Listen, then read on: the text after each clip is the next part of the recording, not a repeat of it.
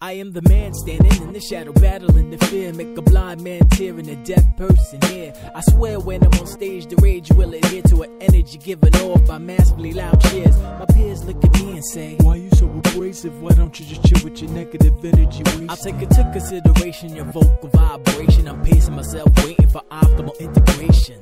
Flashback when the act was called hating. Now with your clown sound, soul degradation. No segregation when I'm taking a shot. Get your ass out the kitchen cause the skillet is hot. I know you feel it a lot when I dust all your crops and make bad boy Jamaican cats lop off their locks. If crack is your crutch, stuck stone on the rocks, get honed on the pot cause my vision is clear. We can go eye to eye and blow for blow, whether it's city to city or show to show. You will be getting no pity, so go for broke. You better act like you already know. No fear. We can go fist to fist or bullet to bullet. Just make sure that you know how to pull it. Getting stuck on stupid, and if you try to test, get ready to do it. Let's see you got the courage to do it. No fear.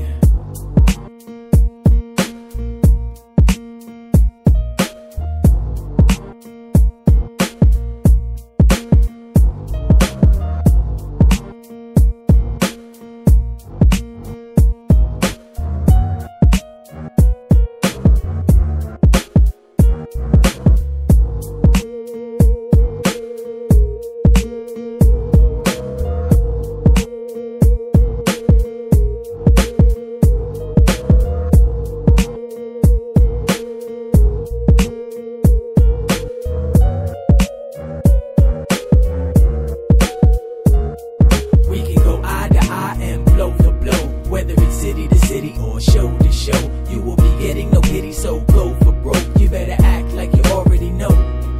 We can go fist to fist or bullet to bullet. Just make sure that you know how to pull it. Getting stuck on stupid, and if you try to test, get ready to do it. Let's see you got the courage to do it.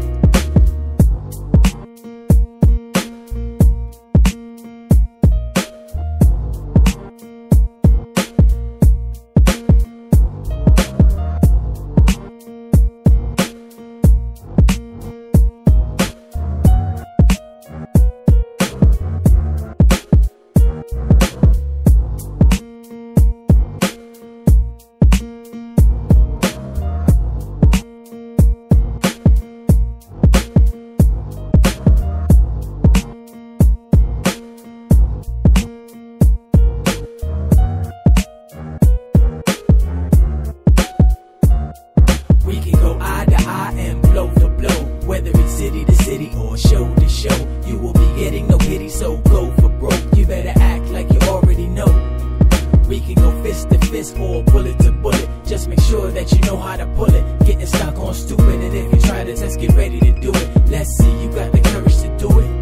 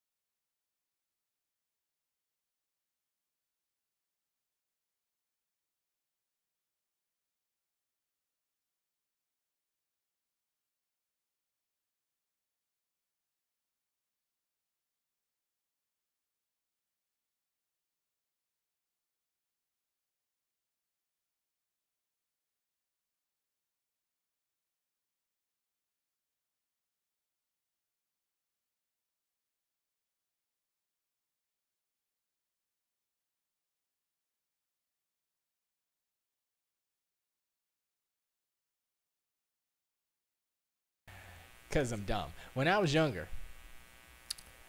remember? When I was younger, I lived in an old colonial house. I think that was built, that's the word, in the 40s. This is in New York. And as you know, New York colonial houses are made of wood.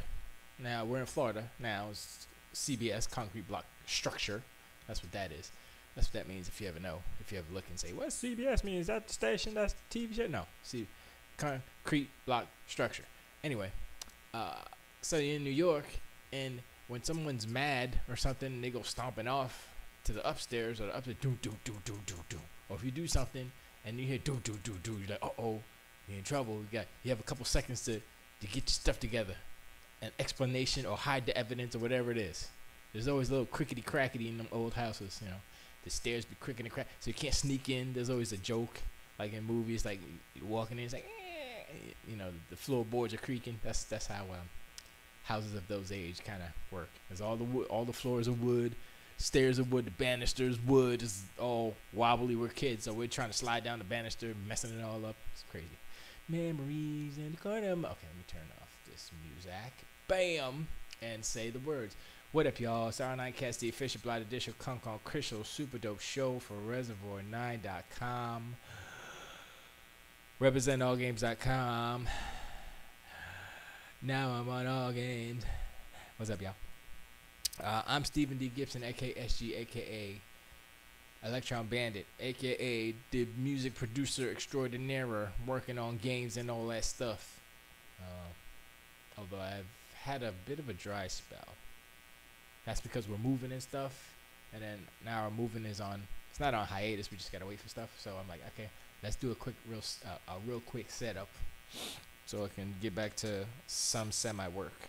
So I could get back to the music, and I could get back to the video stuff soon as well. In the meantime, today's show, I don't. There are certain shows of a certain website that I will not mention because they're not paying, so they don't get no freebies. That started to do recaps in the beginnings of each show, and they got a new video producer, and they do video as well as audio. So I don't know if the video producer is the one who mandated this format change, where they say, in this show we're gonna talk about blah blah blah, Zabadek, Prank of the Capitan, and I'm like, okay, that's cool. So you can be like, all right, that's not interesting. That's not interesting. That's not interesting. Click, and then you go watch something else. You know what I mean? So, hey, I don't. Maybe. But yeah. So, in my I put it somewhere on Facebook or something, where we got Justice League, we got Get Out, and what was the last one?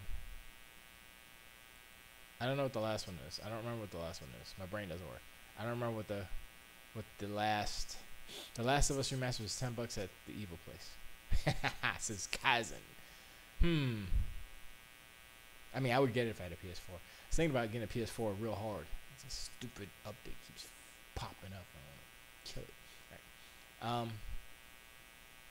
But yeah, I'm like, man, I should get it, and then I'm like, but wait, the only game the game I'm getting a PS4 for is Spider-Man, honestly, because God of War is like, okay, that's all right, but I'm probably gonna get bored of it because Kratos is a sucky character. His kid is annoying. The mechanics are what they are. It's video game, so you know. I mean, I guess you gotta like God of War. If you break it down, God of War is just a third-person action game. Okay, I think Sunset Overdrive is a better action game. I think the only thing that makes God of War special, quote unquote special, is the extreme and over-the-top violence. That's what. It's so. Oh man, it's so good. Like, I don't think it's good. I think it's just extreme, and it's in a category of their own because no other games are this violent and just horror, torture porn, pornographical, you know? Not too many games like that. So that's what God of War really. It was a okay game that was over the top in the violence and gore, and that's what made it different. I'm not gonna say good. I'll say it was good. It's good. God of War as a whole is a good game. Series is a good game, but it wasn't excellent. It wasn't. Oh, this is the best game ever. No, it's not. Because the writing. No, I mean, it's like if God of War was literally translated. The best parts of God of War were translated literally into a movie. The best type of movie ever with the best graphics, best CG, best effects. It would be like, what's that movie that the Dark City dude did? It's something about gods. I forgot what it was called. But it was horrible. It was bad. And that's what God of War is. God of War is a bad, over budget movie. Speaking of bad over budget movies, let's talk about Justice League. I hate to put it in that context, but I saw I think Tag Claus like ignore the critics. He's on Facebook. Ignore the critics. Justice League is great, good. It's good. It's okay, good. I'm like it's good.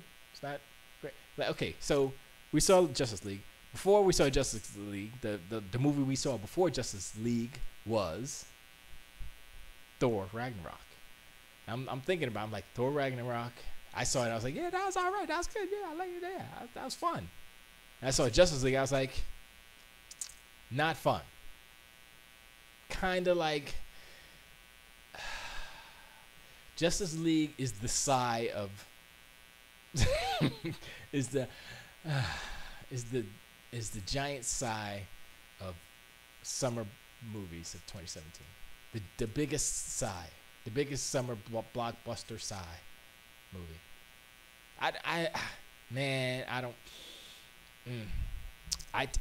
Okay.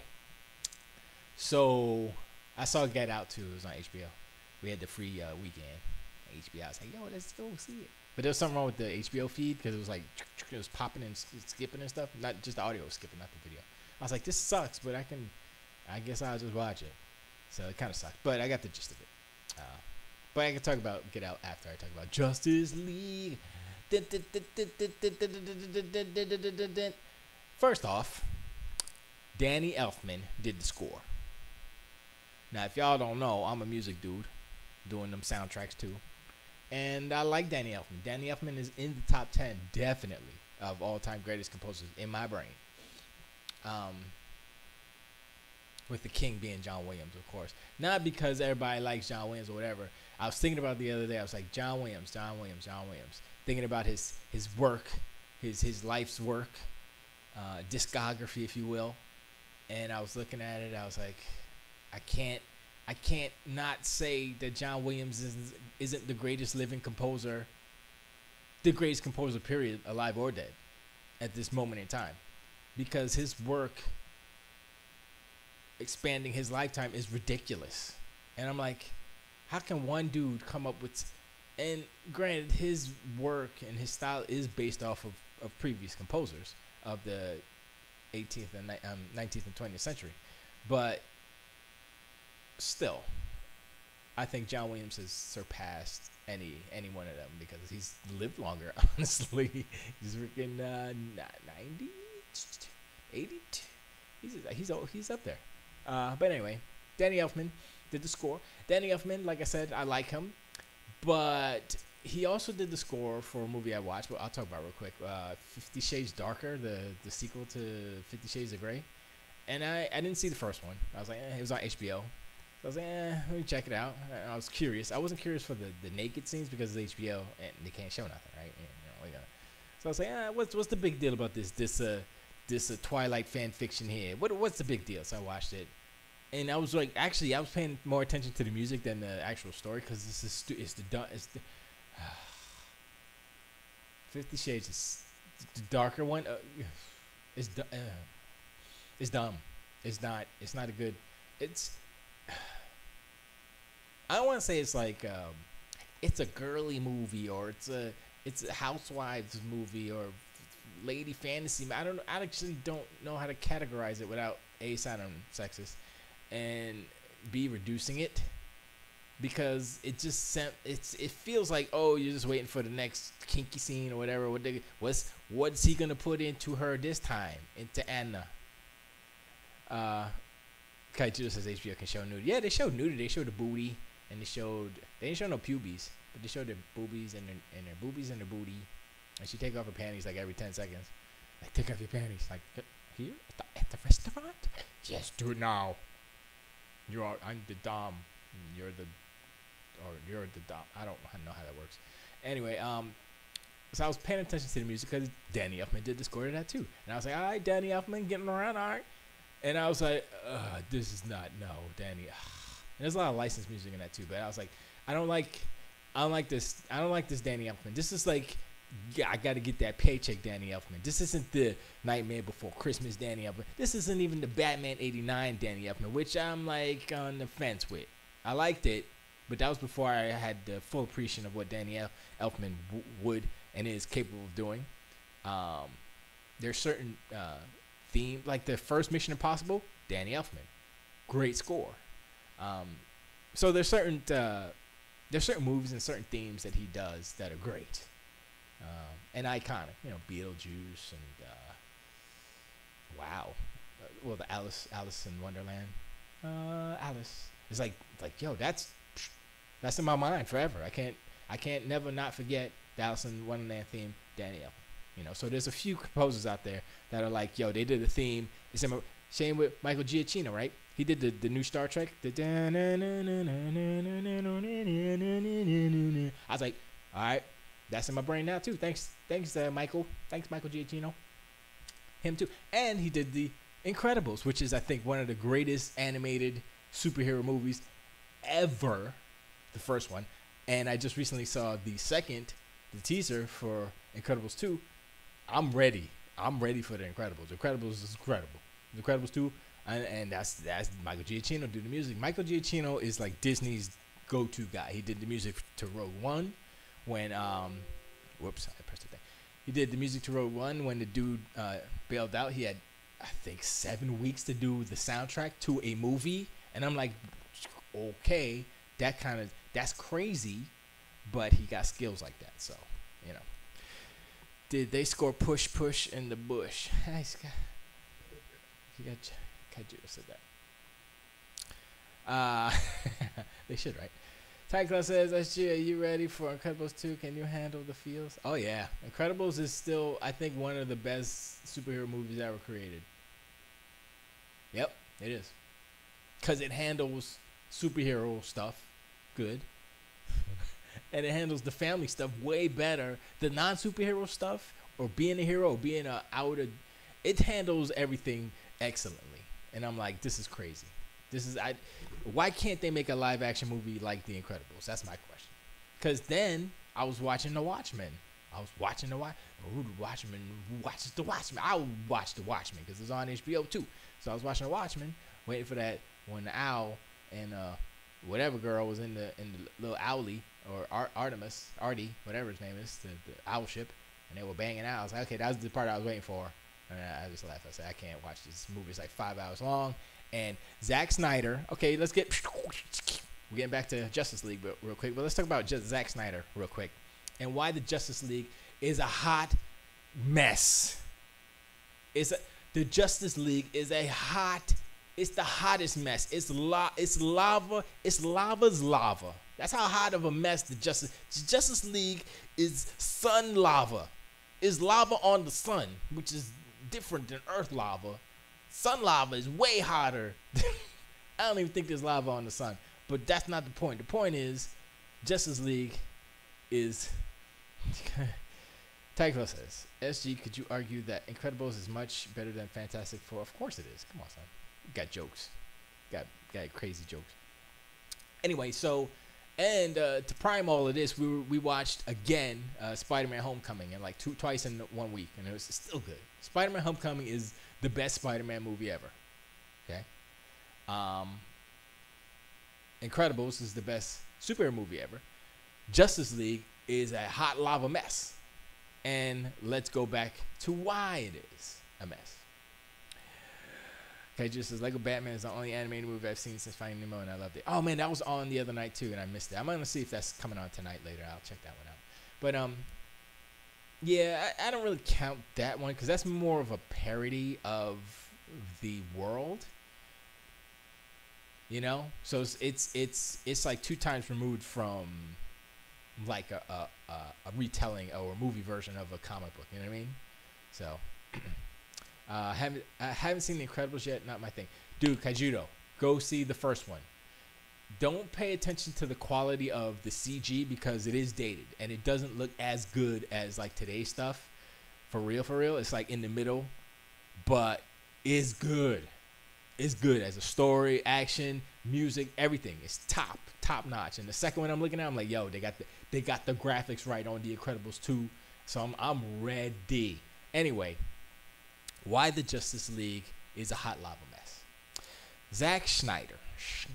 If you go back to his discography, what did he do? Day of the Dead or something? I didn't even see that zombie movie he did, The Day of the Dead, or whichever one he did. I didn't see that one, so I don't count that one. And plus, that was probably a good movie because here's the key. Here's the thing.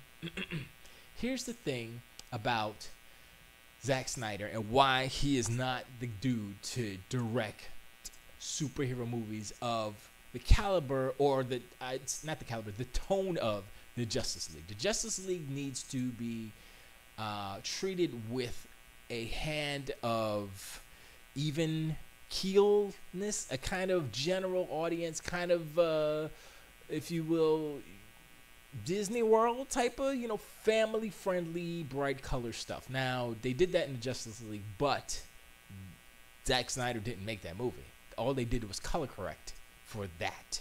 But it's still a Zack Snyder movie. Now, going back, he did Watchmen. Zack Snyder. I just watched it. Well, part of it. And that's, if you watch that movie, it's a bunch of fools killing, chopping off. It's dark. It's evil. It's not evil. There's some parts are evil. Dark, evil. It's all these twisted kind of brain things that Zack Snyder's into, right? And remember, he said a quote about how if it was up to him about making a Batman move, was it a Batman? Somebody would been raped in jail. I forgot what he said. Something that was so disturbing. I was like, you know what? Zack Snyder got issues about something, and there's something wrong with Zack Snyder. So, that being there. I'm sorry. Tiger Claw says, I have the digital version of The Incredibles. I got it free and when I joined the Disney Movies Anywhere thing years ago, which there's not known as Movies Anywhere. I haven't seen it either. Yo, you should see it, man. You gotta watch that. Oh God, my chat just failed, I think. Hopefully not. Esgee, have you seen the leaked deleted scene? Check it out. There's no audio on it, and some of the VFX is unfinished, but it involves the Flash. All right, I'm gonna look at it real quick. Son of a gun. Barry saves Iris. Who's Irish? Iris. Okay, that failed. Am I still connected? I hope I am. I think I am. The broadcast is not available in my area. Yeah, it's not there anymore. I can't get it. Sorry. I can't get it, Tiger Claw. So, Zack Snyder makes a certain type of movie, right? You got the Watchmen. It's dark, blue penises everywhere, multiples. I don't know. I didn't know what the count is. It's a lot. So that's the type of movie. Zack Snyder makes dark movies. Then he made Sucker Punch. Was that his next movie? That wasn't his next movie. He did The Watchmen. Well, he did Sucker Punch, another dark movie, twisted, demented people involving bad things, stuff I don't want to discuss. That's just the type of movie he makes. He makes dark, gritty, not happy movies. There's not happiness in his movies, okay? What else? 300, not happy. Everybody dies. His wife gets, it's ridiculous. Not happy movies. And so I'm not saying that Zack Snyder is a bad director because he's a great director. Just not this type of movie. You know what I mean? It's like certain directors shouldn't be doing certain movies. Zack Snyder shouldn't be doing The Avengers. Zack Snyder shouldn't be doing Spider-Man. Zack Snyder shouldn't be doing Wonder Woman, which he didn't. He was a producer on it, I believe. And so was Brett Ratner, but that's a whole different story. But he didn't direct it, so the vision and, the direction, the actor's direction was affected differently. I'll say not positively or negatively, but, Patty Jenkins did a thing. And she's going to do the second one. I just heard about that the other day, where she's going to direct Wonder Woman 2. I think they officially announced it. And that's supposed to be 2019, I think. So that's cool. But, so Justice League, right? We're sitting there watching it. And, what's his name? Josh Whedon came in to do some reshoots at the end because of the tragedy that happened in Zack Snyder's family. And, that's unfortunate, but I think it's unfortunate, and it's at the same time, like I said, Zack Snyder is the wrong person to be doing these movies, so they need someone different that is not as dark and evilly twisted in his brain. Here comes Josh Whedon. So if you watch if you've seen the movie, Superman's in the beginning of the movie where these kids are videoing, I guess, before the events of the first Batman versus Superman, where he dies. And you could tell it was one of the reshoot scenes because you can see it was like a blurry cell phone camera, but you could still tell they did the CG on the mustache. I was like, oh my god, it looks so bad. How does the CG in these movies look so bad at times? Like sometimes you're like, okay, that's all right. Okay. But sometimes you're like, nah, son, that's bad. Fate, the mustache is bad. No, the erase the mustache technology is not there yet. I don't know what's going on over at Warner Brothers, but they need to hook up with, I don't know. But anyway, that was bad. Did everybody in chat see Justice League yet? I know Tiger Claw saw it because he always be posting those pictures. I'm at the movies, I'm seeing it. I'm like, okay, whatever, Tiger Claw.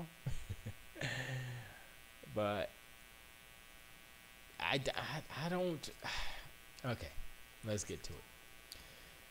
So the problem with the Justice League is that the story is kind of generic, regular. It's kind of the same problem that that Thor Ragnarok had, but the difference is Thor Ragnarok was written better script, better writings overall, more interesting characters you wanted to see and liked more. I think a lot of it has to do with the direction, and a lot of it has to do with the writing. Ben Affleck as Batman, I'm still not sure about that though, because he's there, and he's Batman, and he's Bruce Wayne, but he doesn't feel like 100% of either of them. You know what I mean? Like when I don't understand. I don't understand why I can't accept him as a Bruce Wayne. And I know that I guess they're trying to treat us with a little bit of intelligence, so that I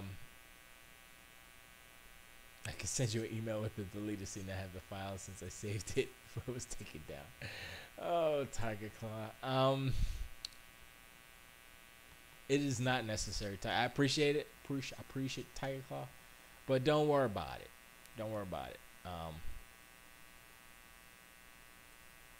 I can. I'll find it. Don't. I'll find it somewhere. You know, Tiger Claw. Once it's up on the internet, it's always there. So I'll find it somewhere. But I appreciate.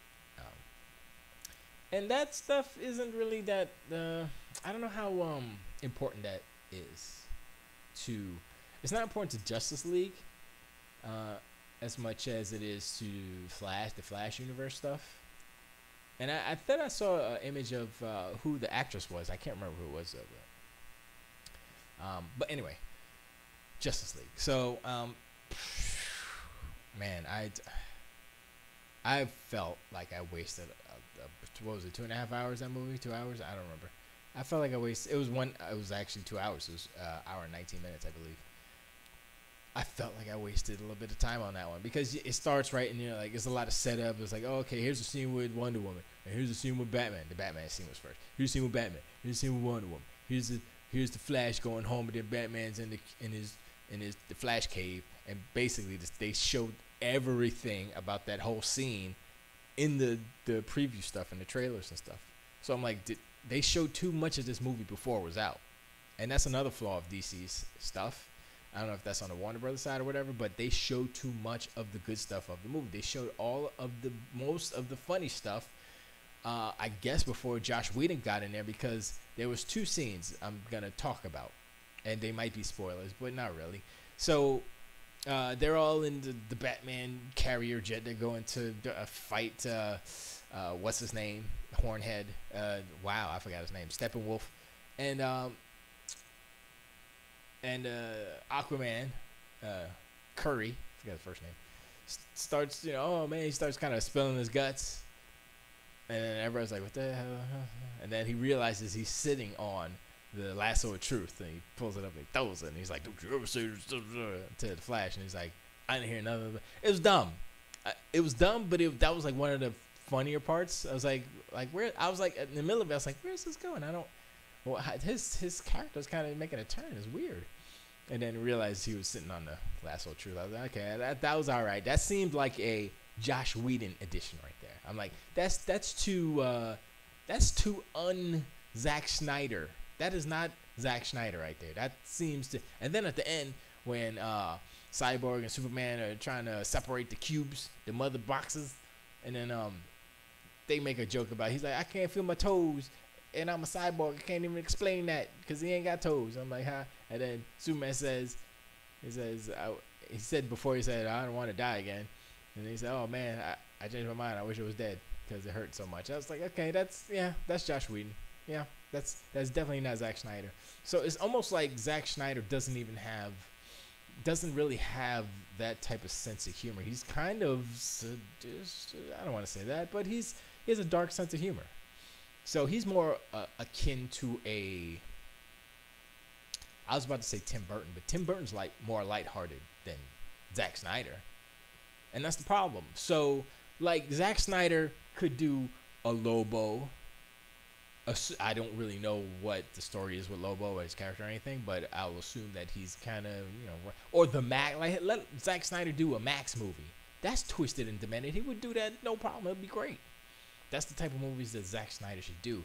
He should not be the dude at the helm of the Justice League, which is supposed to be a well-rounded, kind of happy one character. Batman is the one that's kind of dark and brooding, but doesn't have to be that dark.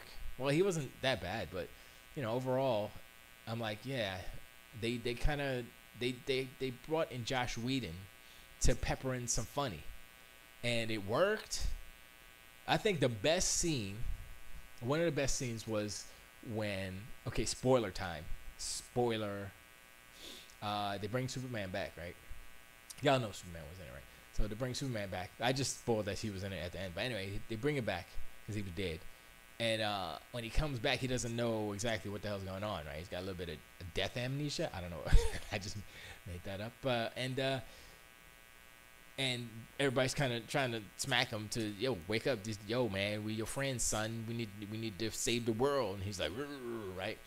And he's like holding everybody back. And then the Flash comes around the side, right? And he's doing his Flash speed, right? And everybody's kind of like frozen. And then Superman starts to turn his head like in real time, indicating that he can move fast too. And then the Flash realizes it at the same time. I was like, okay, you know what? That right there was kind of cool. And then he like pushes everybody away and starts fighting the Flash, not in real time, but in the same time. So the Flash isn't that much faster. Oh, he isn't faster than Superman. They're kind of at the same speed.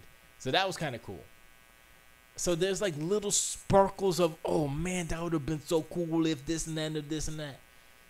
But it's like they start on a good idea and then they just kind of smash up all the good ideas or whatever and tie them into these ridiculous fight scenes that are blurry and it's hard to follow. Kind of like how the first Transformers movie was. Like, I don't know what's going to sparks, metal stuff flying around. I don't know what's going on.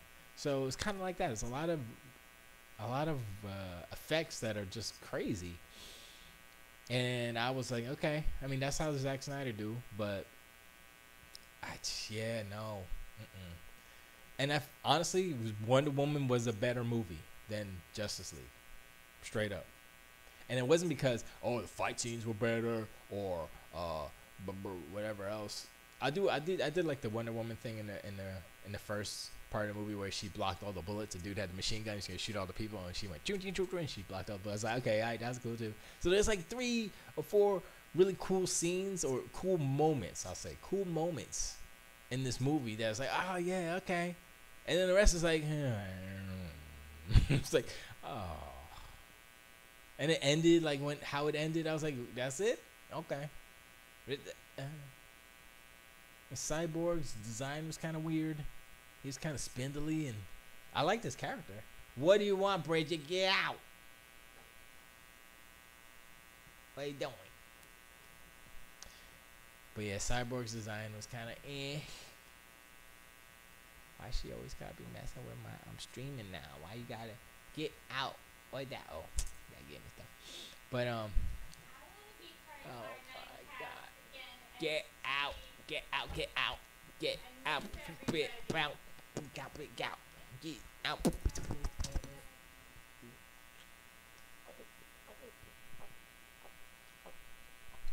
Oh yeah. Juice. Anyway. Steppenwolf. Steppenwolf as another bad thing. Another not so good thing about the Justice League is that Steppenwolf isn't the best bad guy.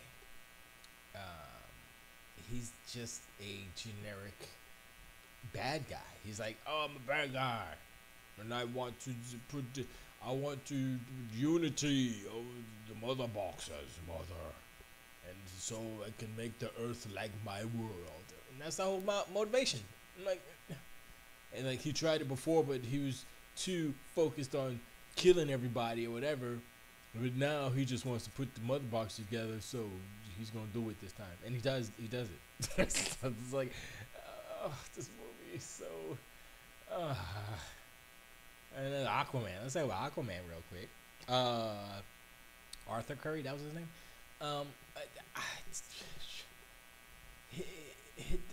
The main problem with the Justice League. One of the main problems with the Justice League,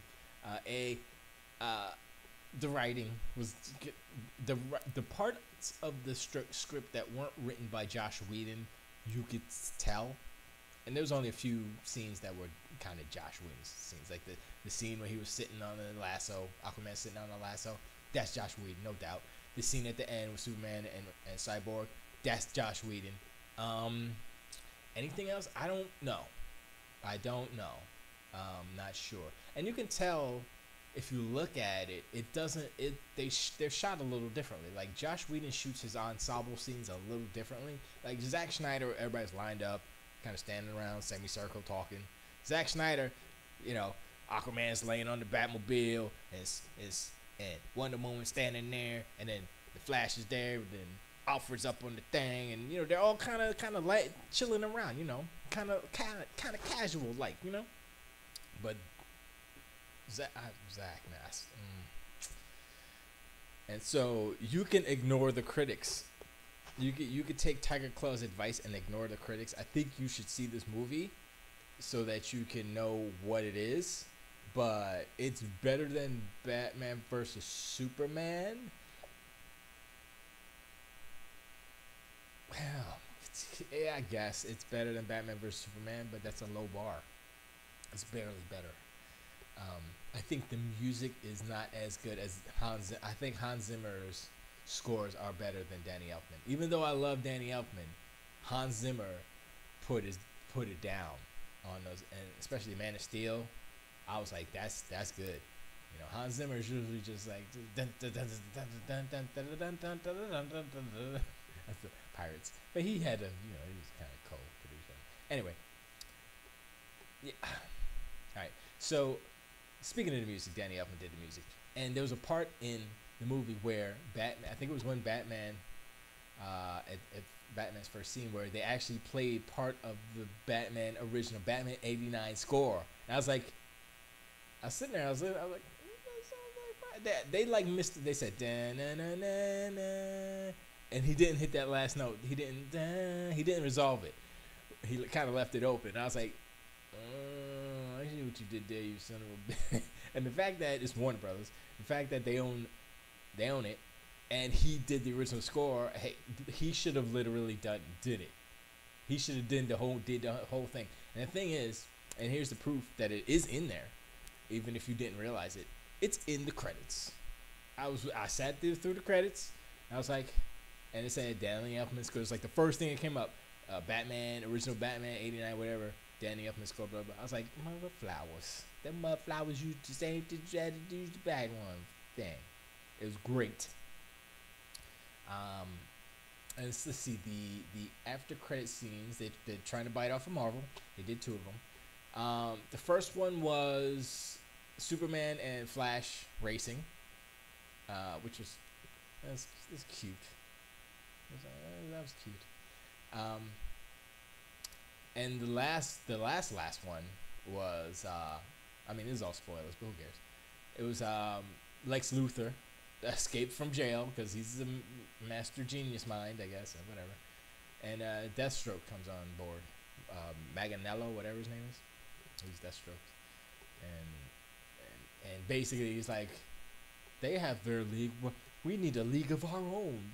And it's over. I was like, okay. It's good. The Legion of Doom is coming, basically.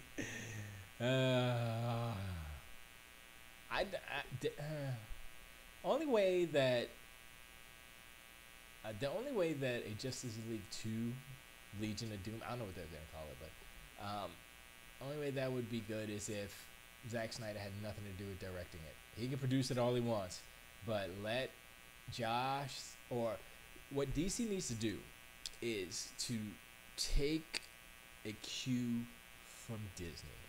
When I say Disney, I mean Lucasfilm and Marvel. What they are doing is they're looking at these young, good directors out there that are doing original, small, budgeted movies that are just bonkers, right? So like Jordan Peele, who did Get Out. You know, that's a specific type of movie, so I don't know how well that will work. But you look at the dude who did Thor Ragnarok, and then, you know, freaking Rogue One, what's his name, Gareth Edwards, and now what's his name for The Last Jedi, Johnson. Oh my god, my brain.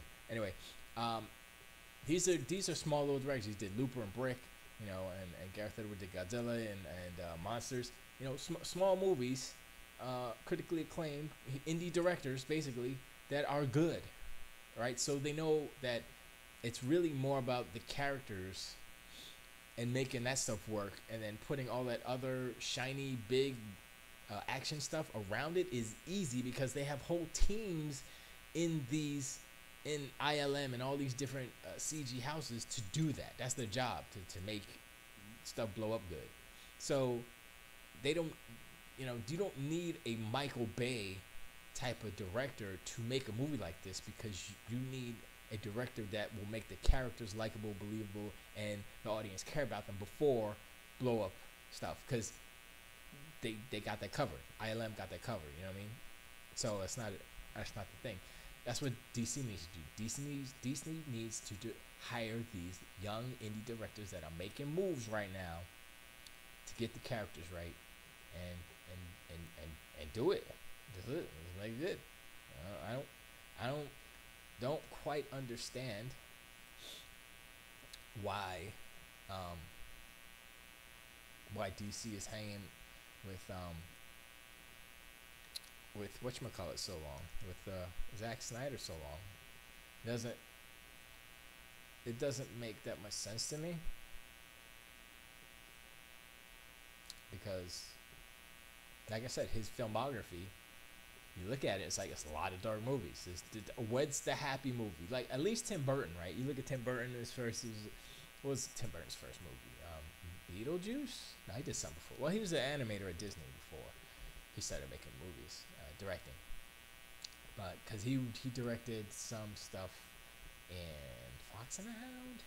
I think he was working with Don Bluth back in the day, but I don't remember. But anyway, you look at Beetlejuice was.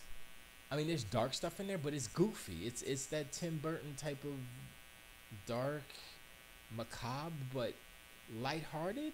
You know what I mean? And that's his thing. You know what I'm saying? Look at even Big Fish, which I think is one of his best movies, Tim Burton. And because it feels more like a fantasy, it feels more like a story, like a brand new story, like a brand new fairy tale, basically. Like you've heard the story of Alice in Wonderland, so it's like, oh, that's not a surprise. She got small, and then she got big, and the caterpillar there, but Cheshire cat, Cheshire cat, Cheshire cheetah cat, and off with their heads and all that stuff. And I did watch Through the Looking Glass. Did I talk about that last? Where they were sisters, and then they made up at the end. I was like, oh, that's why her head's big. It was weird. I was like, oh. Yeah, I did talk about it was time travel. But anyway, doesn't matter. So I don't know what's up with DC, man. I don't know how they could just. I mean, they tried at the end, but it didn't work because the Justice League is a hot lava mess because they tried to inject a little Josh Whedon into some Zack Snyder, and I guess they did the best job that they could to seamlessly put it in there, but it seemed like it didn't exactly work because it wasn't like a constant, oh yeah, there's funny stuff, with a little bit of serious, a little bit of, oh, okay, yeah. No, it's like the first half of the movie is like, it's like all set up, and it's like, and then all the other stuff with the Flash, most of it was shown before, so it was like it wasn't a surprise. The Flash was supposed to be, I guess, the lighthearted comic relief stuff of the movie, but it just seemed a little forced. And I think that's due to the writing more so. I mean, some parts were like good, like when they all disappeared and Gordon was there. And he's like, oh wow, they just disappeared like that. That's rude. And then he zips out. It's like, okay, that was alright, but I had seen it already because they showed it already because Warner Brothers. I don't know if they know how to promote a movie without spoiling anything, because I think that their special effects scenes, their kind of setups and their big extravagant set pieces are just so chaotic that you can't show. If you show 2-second clips of any of those things, it's just a whole bunch of stuff flying around and crashing. And then you look at The Last Jedi, and you got Rey's room, and then you got the ship on the salt planet with the red stuff. Like, it was like, okay, that looks, okay. And then the Millennium Falcon flying, it's like, that's that. Oh, okay. It's like they're giving you little tastes of everything. It's like the super sampler. I'm like, that's how you do a trailer without spoiling any of the jokes, any of the plot. The only thing I think they spoiled in The Last Jedi was when Finn is fighting Phasma. But that's it, and that's like that could be in the beginning of the movie. I mean, we don't know beginning, middle, end. Who knows where that is? So it's not. It's just like an action beat that they show.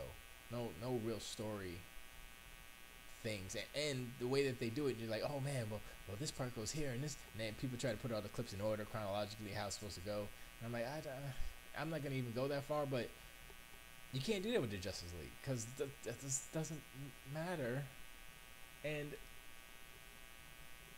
I'm trying to think, what did they show in the trailer? My man, the Aquaman, my man. That's at the end. Steppenwolf. I don't know if they showed a lot. I mean, they showed some images of the end battle, but I'm trying to think what the damn trailer was like. Actually, yeah, a lot of no. There was another middle battle under Gotham Harbor. Sorry, but yeah, man. Justice League was kind of whack. I'm sorry. I'm sorry for all my comic book fans out there. I'm sorry for all the people who like DC. Until they take Zack Snyder off the directing chair, put somebody else in there who's worthy. I don't know. And Ryan is his name. Ryan Johnson is doing the next 3 Star Wars movies, a new trilogy without the Skywalkers. I'm excited because Brick was dope. His first movie was a little indie movie with Josen, him, and the second movie was Godzilla. Come on, son. How can you be like, yeah, my first movie was Brick, second movie, it was Godzilla. And people are like, oh, Godzilla was kind of whack. No, Godzilla was all right. If you watch Godzilla, I think what's his name was kind of a bad lead, and Bryan Cranston kind of died real quick, so he wasn't in it too much. But yeah, I have, and I mean, based on what the Last Jedi is, and I think if you think about I'm sorry, Last Jedi, Ryan Johnson with Brick and Looper, not whatchamacallit. He did Looper. Looper was good. Subtitle. Looper was good, but I don't know. I had mixed feelings about Looper because I was like, it's good. I like it, but it isn't like, oh man, this was crazy, So, but I didn't see anything bad as far as like the performances. I think it was just a little bit too different as far as like what movies are, and I think that's a plus because he's going into a genre, the I don't want to say superhero, but it's sci-fi, super blockbuster type of genre where movies like Rogue One, where everybody dies at the end, is acceptable. He's a good director for a new trilogy where he has the freedom to create characters and create scenarios in the universe that we love. That is a little more thoughtful than just the regular, oh, he's the young swashbuckler, and she's the princess, and he's the pirate dude, and there's a bear man, and there's robots, and there's spaceships. I'm like, okay, George Lucas trying to make Flash Gordon and all that stuff, and biting off of whatchamacallit, the comic book, the French comic book. Okay, instead of emulating pop cultural stuff, Ryan Johnson. Wow, his name is anyway. Rajay can make movies about characters where it's more about this would be cool if this happened instead of leaning on, Elysium, Jesus, the world of 1,000 planets or whatever it's called. Instead of leaning heavily on that stuff, George. I was so disappointed when I found that out. I was like, what, really? I thought George Lucas was kind of dope and stuff, but he's not. He's more of a dude that,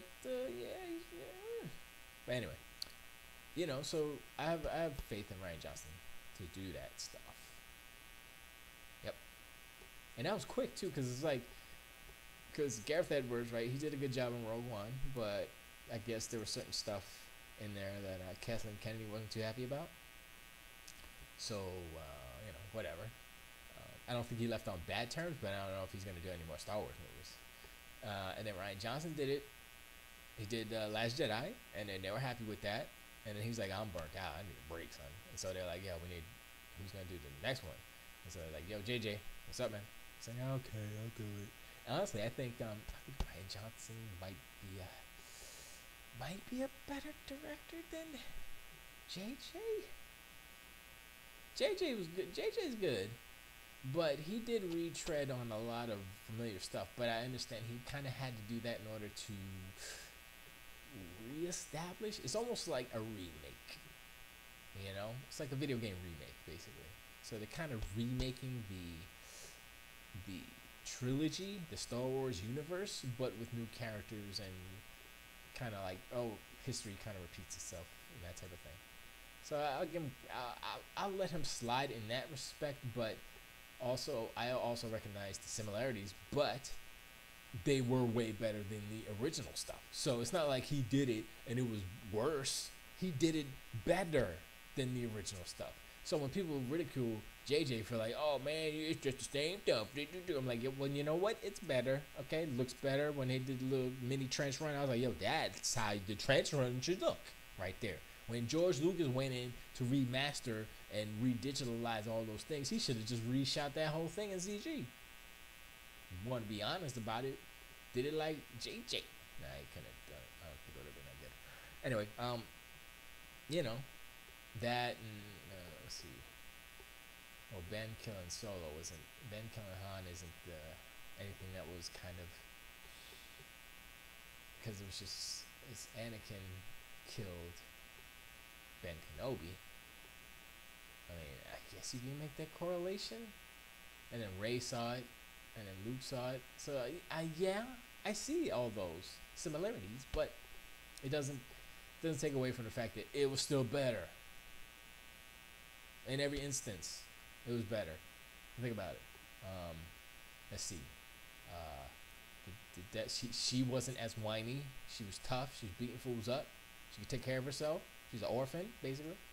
Better than Luke Skywalker. Rey, better than Luke Skywalker as a desert teenager.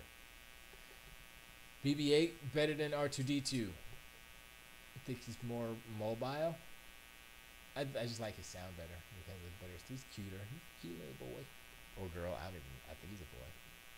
I don't know. The Millennium Falcon is the same. It's like it's not. It actually the scenes of Millennium Falcon were better. Anyway, we're not doing this. But the bottom line is DC needs to get your directors in order. Get your writers and get better writers. I guess that's the directors and writers, because you can do everything else. You have the technology to make movies look good. I mean, look at Deadpool. How's Deadpool made for what, 68 million, make all this other money back? How's that working out? And then what's his name? Not Frank Miller. What is the dude Miller's name that directed Deadpool? Doesn't matter. He's directing. What is he directing? He's directing something I want to see. I can't remember what it was though. Was it? No, it wasn't Mad Max. Because that was George Miller. I gotta look it up. Gotta look it up. I'll look it up here since I have the less stuff running on this computer. So we'll say. DB. Deadpool.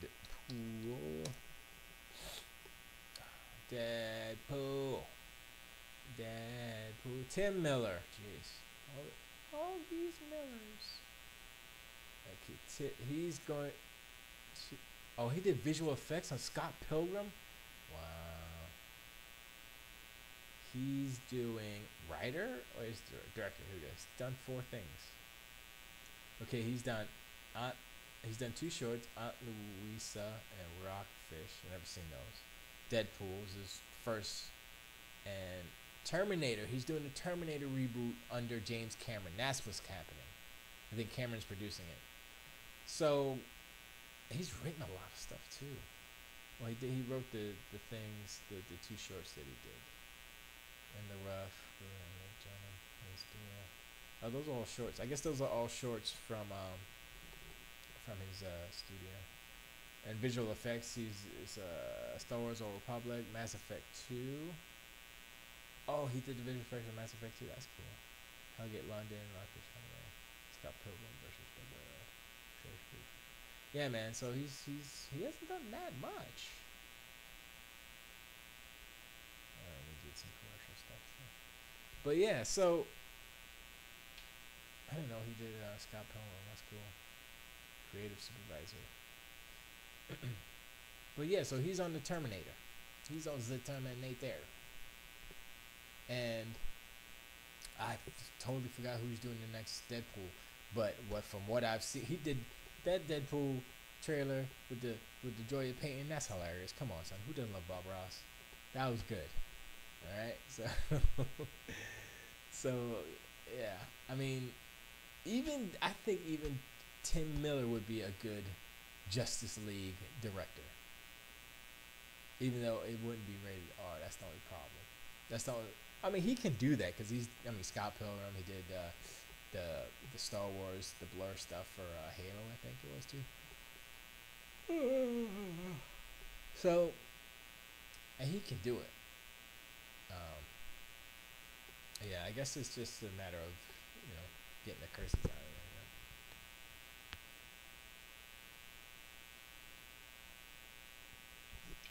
there. Oh yeah. Excuse me. But anyway, that's enough of Justice League. Go see it and be disappointed. Sorry. I'm just saying. It's So I did see finally Jordan Peele's debut film, Get Out. I'm gonna spoil the hell out of Get Out because it's on HBO. If you ain't see it, you ain't never gonna see it. Get Out is first and foremost a horror movie. Get that out of the way. Everybody keeps saying, "Oh, it's a comedy. He's a comedian. He's a funny guy." It's a no, it's not. There are funny parts in it, barely, but it's not. It's not a comedy at all. It's not a dark comedy. It's not a comedy. And he's been going around because it's coming out on Blu-ray and stuff. So he's been kind of pimping it on all the shows. And he said, "Oh, I told everybody it's a documentary," and I think he's half joking because part of it kind of is because it really is perception. I mean, the part of the crazy twists and turns it takes makes it more like a really super good Black Mirror episode. It's kind of like if they could condense that somehow into an hour, it would be the best Black Mirror episode, kinda, maybe. But it would be hard to because of doing the pacing and some of the parts where you need to be kind of long and silent and slow. But saying that is funny because the main star, I forgot his name. He's a British dude. He was in an episode of Black Mirror where they were all kind of on bikes and they had to ride the bikes in order to make money, like digital credits, and then they go into their room that has all screens, and then they like play games and spend their credits, and then they have to go back and earn more credits. It's a weird episode. It's so weird. I gotta go watch it again. I was watching. I was like, this is weird. Black Mirror is like the best Twilight Zone show that isn't Twilight Zone. I think it's better than Twilight Zone actually, because it's all tech and I like that stuff. But anyway, yeah, he's in it. So basically, Brian Williams' daughter, I forgot her first name. Jennifer Williams, I think that's her name. That's his girlfriend. So him and then they go to meet the parents upstate. I think it's New York. I'm not sure. And it might be Chicago. It doesn't matter. And they go up there and it's like, hey, yeah, oh man, this is cool. And it turns out that the mother is a therapist, quote unquote therapist. But what she does actually is she offered to the husband offered to hypnotize the boyfriend, the main star. His name is Chris in the movie, so I'll call him Chris. And because he's a smoker, and he's like, I can hypnotize you, and then you want, like, oh yeah, she can do it. It's good, done. And she's like, oh, and she was kind of reluctant or whatever, but I mean, she wasn't, but whatever. And she does it. She's like sitting down there, and he went out to get a smoke, but then the creepy thing with the dude that you see in the trailer runs at him, and then runs to the side. That's still creepy, even though I saw it in the the trailer already. Watching it again, I was like, "It's still creepy how he like runs like a freaking just like a robot at him." And if you think about how this movie is made, there is very little special effects in it. I'm looking at it. It all takes place, for the most part, in this house, and upstate. I think it was filmed in Alabama. I want to say I think it was Alabama. I think that's where the house is from. I can't remember. I was looking at the credits. I don't remember. But like part of it was like Chris's apartment where his dog was, where his friend was like dog sitting, and his friend was TSA agent. So part of it was like an outside of airport and stuff. I think that's it. Those like 3 locations. So if you think about it logistically, this movie is mad cheap to make. Not a lot of special effects. There were some effects, but it wasn't like CG. It was practical stuff. But it wasn't anything crazy. A lot of the stuff that made the movie good are kind of the themes, the pacing, and how everything is kind of like, okay, it's set up. It gives you a little bit of information, and it, the questions start forming in your head, like, what is going on? Why is it? And the thing is, I had a little bit of knowledge before going into this movie. You shouldn't have any knowledge at all, but I didn't know exactly everything. I just knew there was something about racism, maybe, or something about black and white, maybe something, right? And I didn't know exactly, but I was like, I don't know, kind of. It's like, yeah, that makes sense. She's white, he's black, and parents are white, and blah blah blah. Yeah, no kidding. Yeah, stereotypes, blah blah blah. Yeah. So and a lot of that feeds into stereotypes, and then part of it is like spoilers. I'm gonna spoil some Get Out stuff. Part of it is like felt like slave auctioning at a point. I'm like, oh my god, this is so weird. Like what this movie is, even though it wasn't that necessarily, but it felt like if slavery still existed, then this would maybe be happening.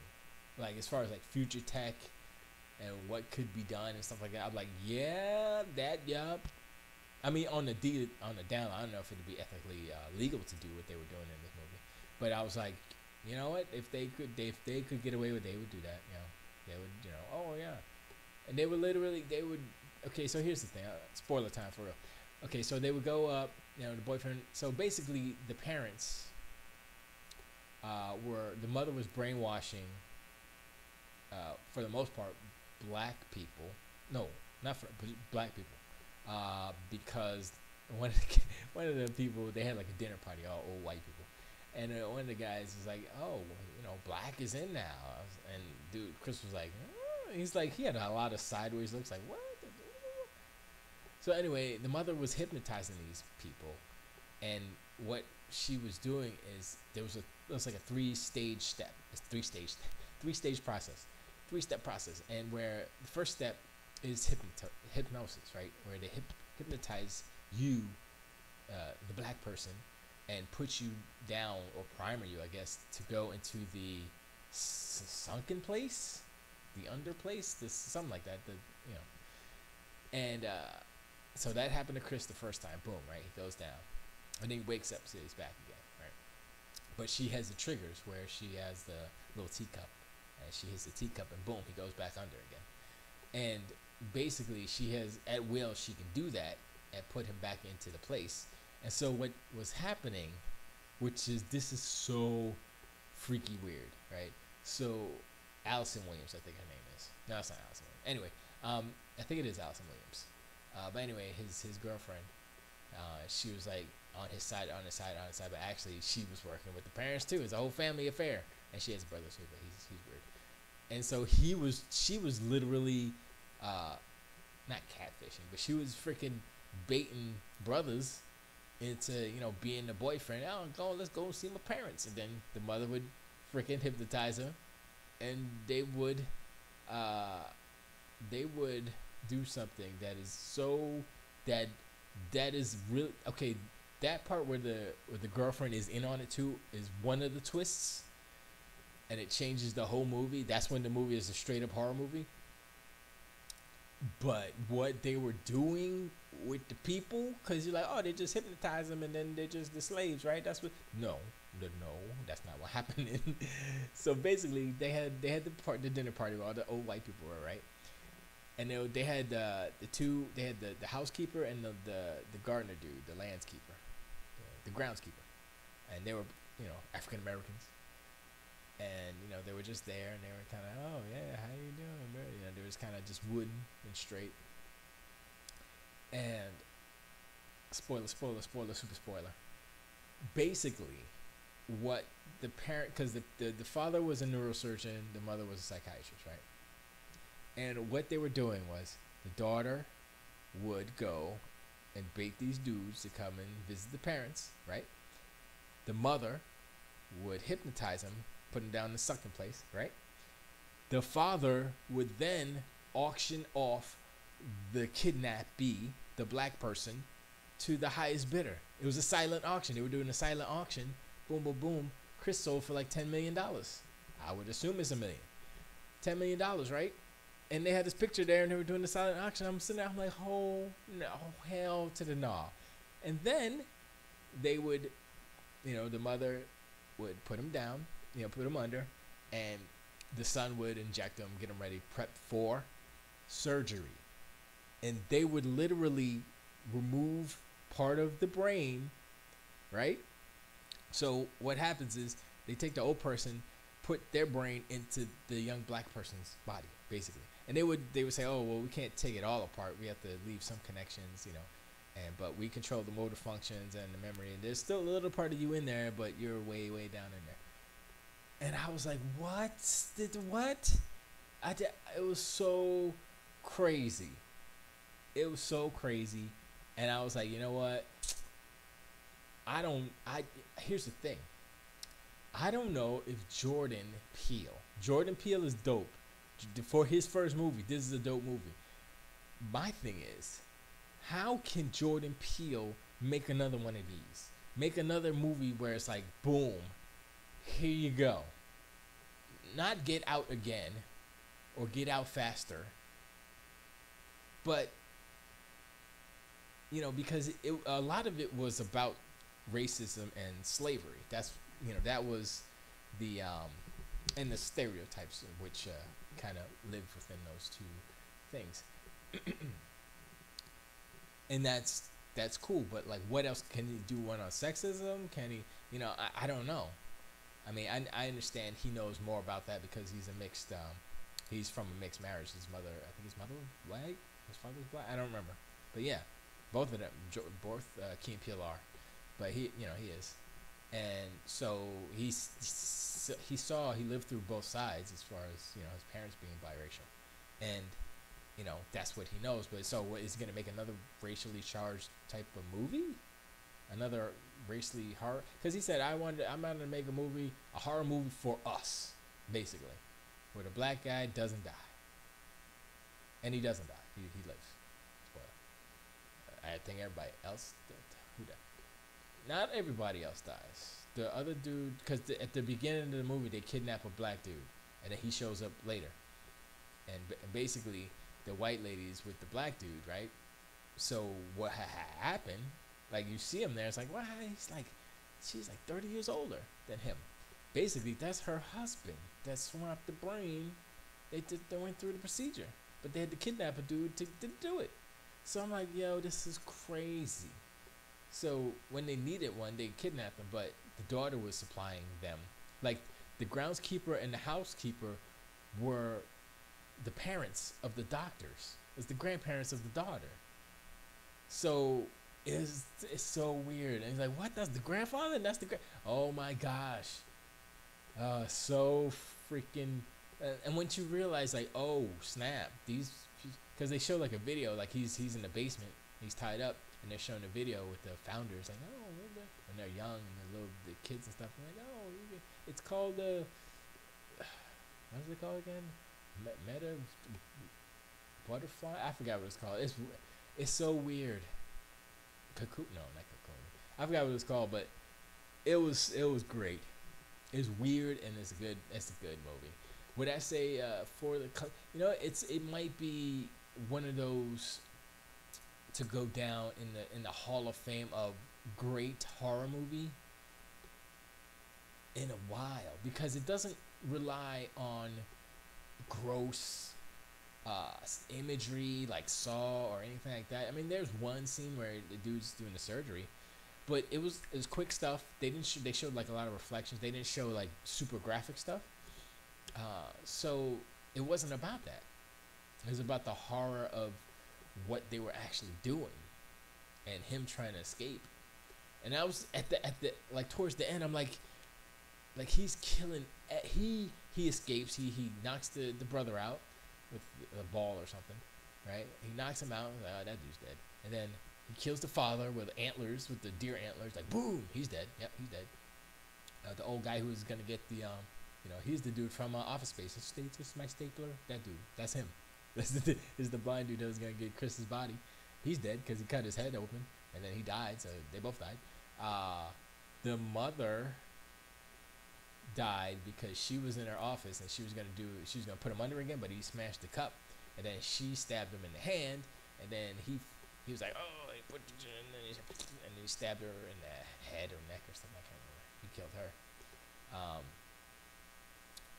And then the brother came back, and then he stomped him real good. After he's like, you're not dead yet, and he killed him real good. And then the daughter came out. Oh no, he was driving away in the Porsche that they kidnapped the first brother in, and whatchamacallit, the housekeeper came out and he hit her by mistake, like boom.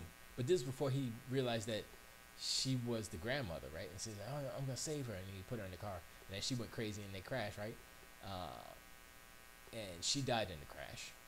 And then he comes out, and then the grandfather, who's the groundskeeper, comes out. He's a big dude, and then the daughter comes out with the gun. This is why they crashed, because she was shooting at him. And then she was shooting at him, and then he comes around. The grandfather comes around, like, Grandpa.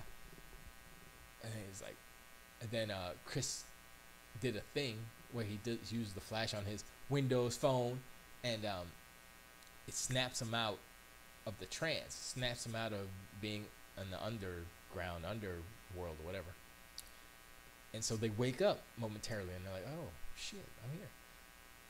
So he did that to the groundskeeper, so the dude came back, and he's like, let me kill him, right? And he grabbed the gun from the daughter and shot the daughter, boom! And then he turned around to Chris, he's like, acting like he was going to shoot him, and he's like, oh, you're going to die. And he shot himself, because he knew what was up. He's like, if I don't kill myself, I'm going to go back, and it's going to be bad. So he killed him. He killed himself in order to kill the grandpapa, basically. And then, what's her name was there? And she was still alive, and he went back to her and kicked the gun away because she was trying to get the gun. And then he was going to choke her out. And then a cop car came, whoop, whoop, whoop, and he was like, uh-oh. And I was sitting there, I was like, oh, dude's going to go to jail because he's a black dude and all these white people are dead. He going to go to jail. And it was his friend, because he's TSA, so he had a TSA car. So he came by, he's like, yeah. He's like, yeah. And then he just left her there to die, basically. And that's the thing. That was another story point where he felt guilty about his mom dying, Chris's mom, because he left her to die, basically, because she got hit by a car back when he was younger. And she survived the crash, but he didn't call and say, hey, my mom's not home or whatever. He just was watching TV, and then she died on the side of the road or whatever. But if he would have called somebody, then she could have been saved. It was something like that. So actually, I had thought that the housekeeper was his mom that they scooped up at one point. I was like, that would have been kind of cool. But then I thought about it, I was like, nah, don't make sense. Don't make sense. But that part was where it was kind of he was guilty about that, but then he ended up doing it to her. So it was kind of like a full circle, closed loop and stuff. So I was like, all right, that was all right. And then they drove away, and that was the end. I was like, this freaking movie. Can't believe it was so weird. Oh man, so good, so good and so weird. And it wasn't that long either, so it's a good movie. Check it out. Even though I spoiled everything, just check it out anyway. What else? 50 Shades Greater, more, darker. 50 Shades Darker. Why are movies dumb? I know I talked about it a little bit before. We'll close it out. That movie sucks. It's really bad. Don't watch it. Don't watch it. Don't watch it for the booties of the boobies. You know, it's Don Johnson's daughter. That's a little weird too. There's like some scenes like she kind of look like Don Johnson. Some scenes she's like, okay, she all right. Oh no, she turned around, she look like Don Johnson again. Imagine Don Johnson with a female body and long hair and lipstick. That's what. No, I'm sorry. That's bad. But anyway, yeah, it's something. It's something to watch. You want to talk about video games? I bought. This is the video game portion of the show. I bought 2 games because y'all don't know, Xbox is having a super dope sale. Black Friday sale started on Xbox Live. So I bought Mirror's Edge Catalyst, the sequel. I know people are like, oh, that's stupid, it's garbage. $5. It's not garbage for $5. I was looking at the cutscenes. I was like, yo, that's all right there. Look at that. So I bought that.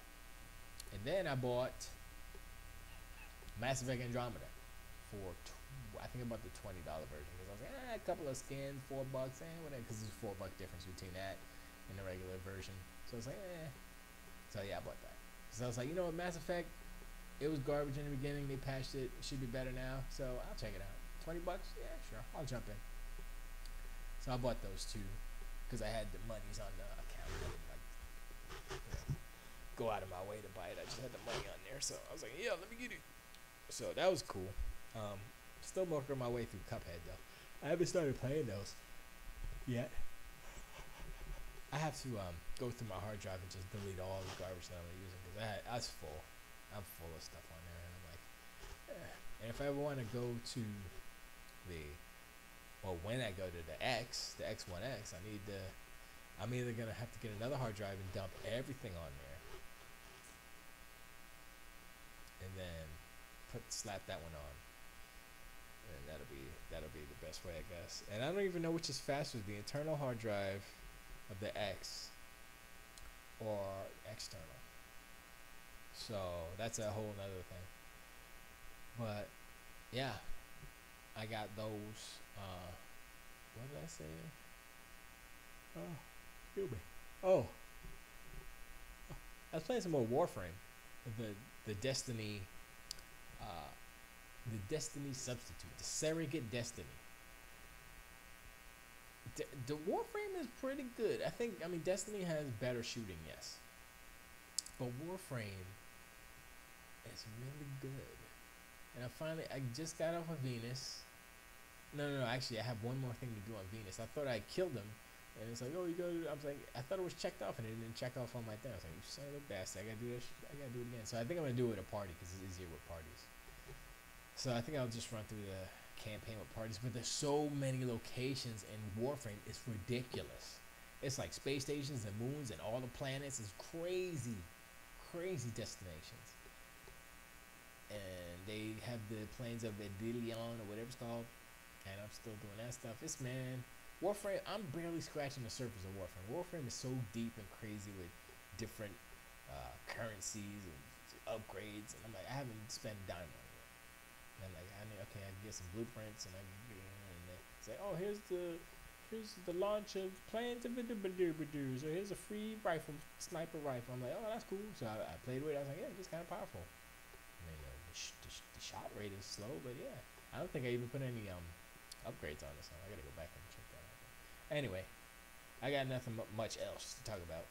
Just those movie stuffs. Still working on some sound. I gotta do some sound work for the game formerly known as Junkie T. I'm not gonna tell you the name yet because that's under embargo. But yeah, I gotta work on some stuff on that. We're working on a trailer, so I need some trailer music basically. So I gotta work on that and some sound effect stuff. So I got work to do, and I got some video stuff to do as well. So I'll work on that stuff tonight and tomorrow, probably just tomorrow. But yeah, I got nothing else. Nobody's in chat because nobody cares. And so, without further ado, I don't know what I want to see if I'm sounding good on all games. I guess I am, right? Oh, there, yeah, that's fine. Let me see. Check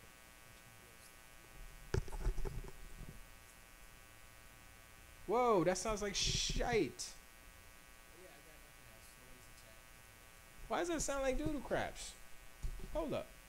I got a short on one of these dang wires. And it's really bad.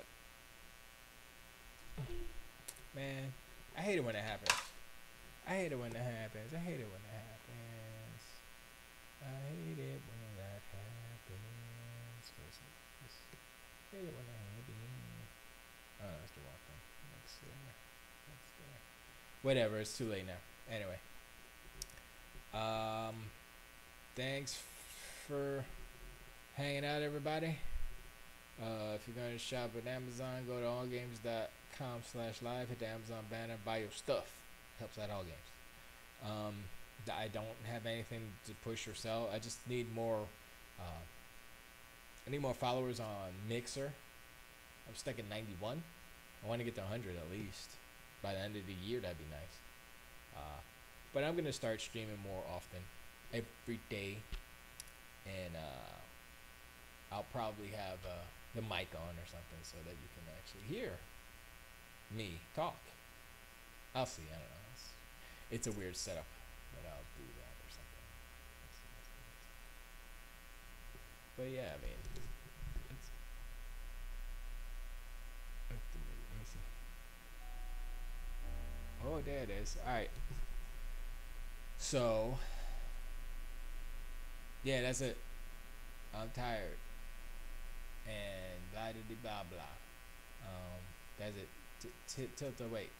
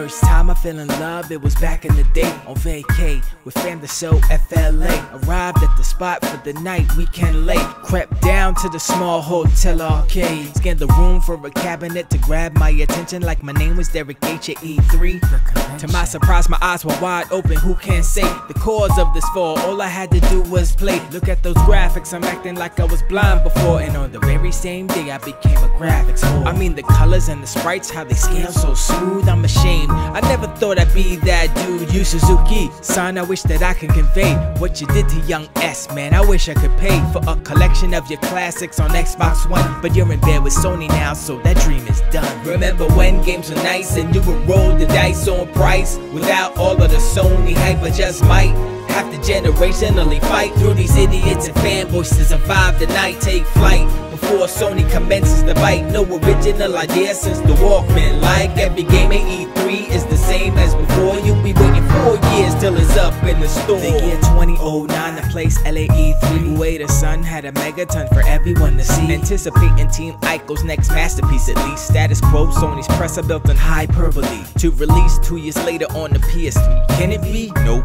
Delayed because of hardware difficulties. Now push the PS4 in 21-2. The hype is gone already, Sony. Now what you gonna do? 2015 rolls around and it's E3 once again. We get a visit from a very familiar old friend. They show us what they've been doing for the past 8 years. Of course the crowd full of fanboys, nothing but cheers. The footage kinda looked like PS3 to me, kinda rough, a lot of jaggies, not impressive to see. I want this lesson to be too much too soon. The way of the buffoon, wasted hyperbole. Remember when games were nice and you would roll the dice on price without all of the Sony hype? I just might have to generationally fight through these idiots and fanboys to survive the night. Take flight before Sony commences to bite. No original idea since the Walkman. Like every game at E3 is the same as before. You'll be waiting 4 years till it's up in the store.